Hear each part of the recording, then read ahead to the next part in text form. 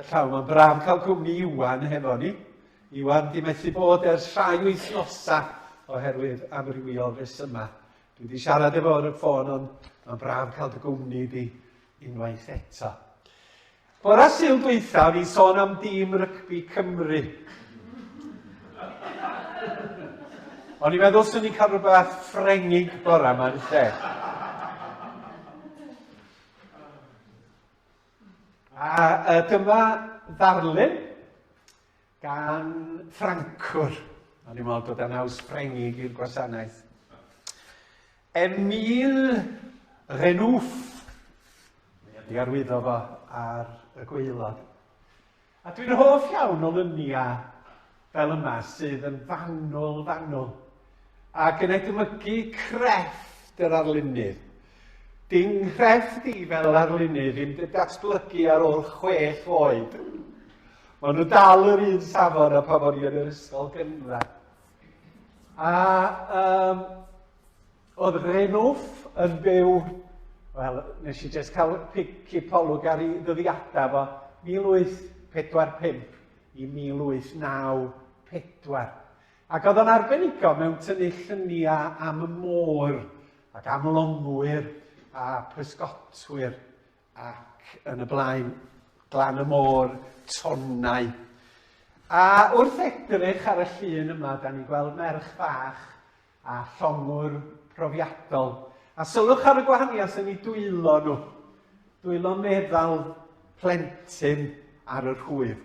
Dwylo garw llongwr oedd wedi bod yn rhwyfo ers degawdau. A maint y dwylo? Dwylo bychain eiddil. Ac yna'r dwylo mawr fel rhofia gan y llongwr. A mae'r ddau yn gwisgo clocsia pren, os da chi'n sylwi. Oedd yn hen arfer yng Nghymru, wrth gwrs. Oedd lot o bobl Cymru, 2 ganrif yn ôl, yn gwisgo clocsia pren. A mae yna rwyd yn y fan yna. Mae yna longan y pellter, mae yna greigiau peryglus yn y fan honno.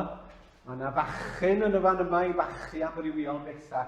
A mast bach, os oes angen, mwyn hwylio. A enw'r llun yn wreiddiol, os fedrai, yn coup de man. Yn coup de man. Alison?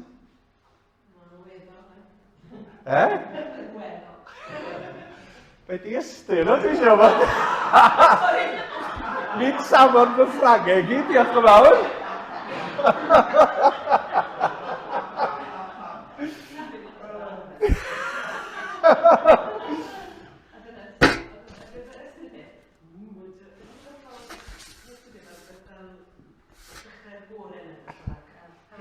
Mae'n ynganu fi yn warthus.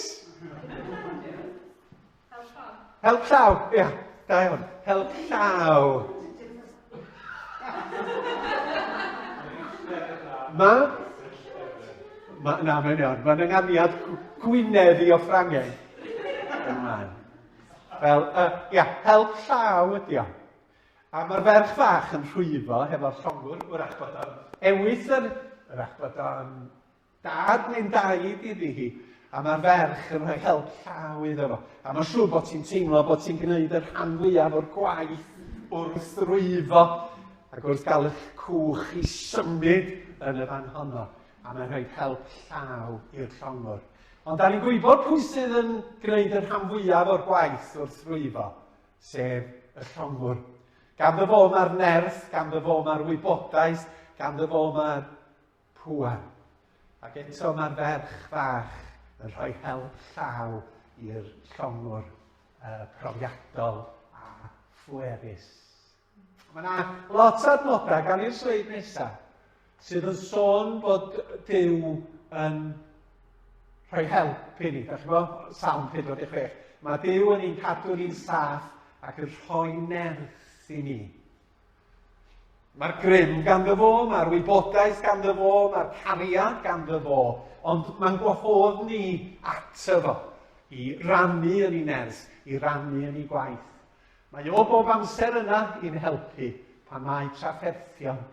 Felly fydd gynnon ni ddim ofn, hyd yn oed peter ddeiar yn ysgwyd, a'r mynyddoedd yn syrthio i ganol y môr, gyda'i donau gwyllt yn troelli ac yn engwynu. Help llaw, mae Duw yn rhoi cymorth a nerth i ni heddiw, i rwyfo drwy donau gwyllt bywyd.